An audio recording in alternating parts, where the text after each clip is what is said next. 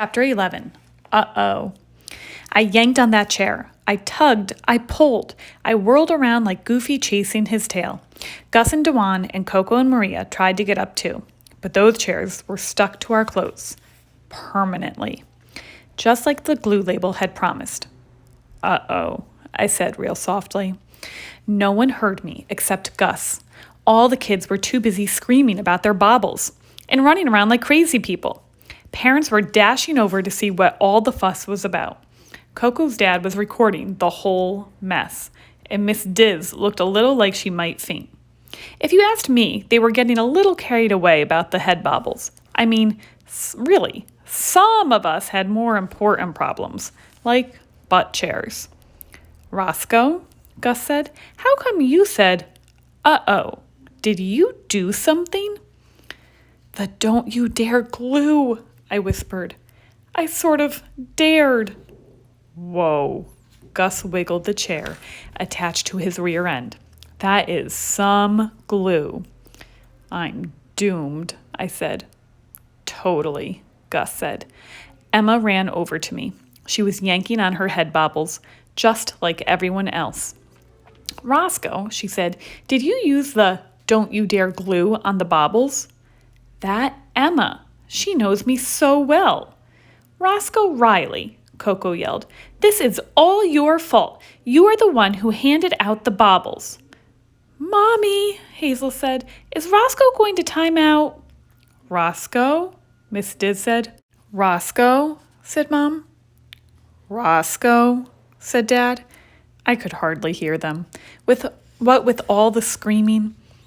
Roscoe, Miss Diz said again, louder this time. Is there something you'd like to tell us?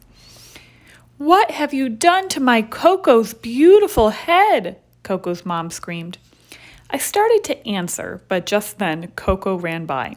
Actually, Coco and her chair ran by. Get it off me, she screeched. That girl really has a great pair of lungs. I tried to stop her so I could explain everything. Only I sort of missed and grabbed one of the chair legs instead. Coco lost her balance. She tripped. She did a way cool air somersault right onto the dessert table. All those beautiful desserts went flying. Also, Mom's horrible banana avocado raisin cream pie. I watched that pie float through the air. It was like a slow motion movie, higher and higher, twirling and swirling. A deadly missile made of bananas and avocados and raisins, and it was heading straight for poor Miss Diz. I knew what I had to do. After all the trouble I'd caused, I had to save my teacher. I leaped into the air, which isn't easy to do when you have a chair attached to your butt. Splat! That pie landed right in my face. A direct hit. Pie in my hair, on my clothes, on my baubles. I lay on the floor, chair glued to me, pie covering me, kids screaming, parents yelling, but Miss Diz was safe.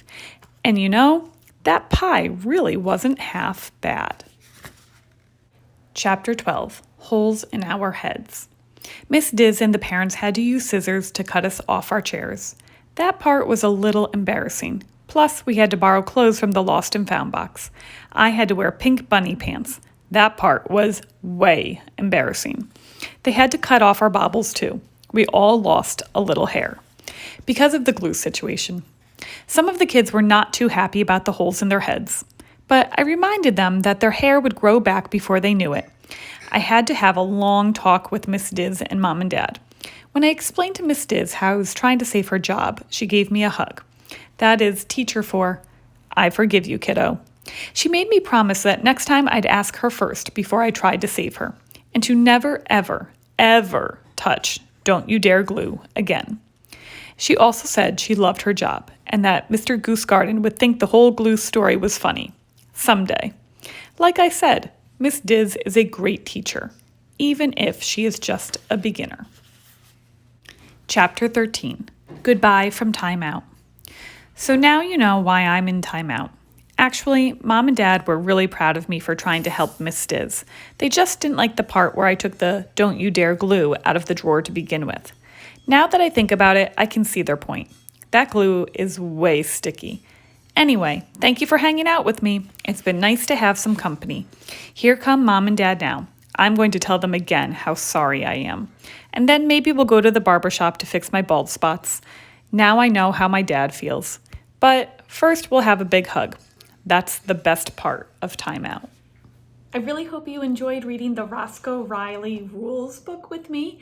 It was a really funny book. It reminded me of all the funny things that can happen while we're in a classroom together, and it makes me laugh so much. So I hope you had a great time reading the book, and I can't wait till we're together again.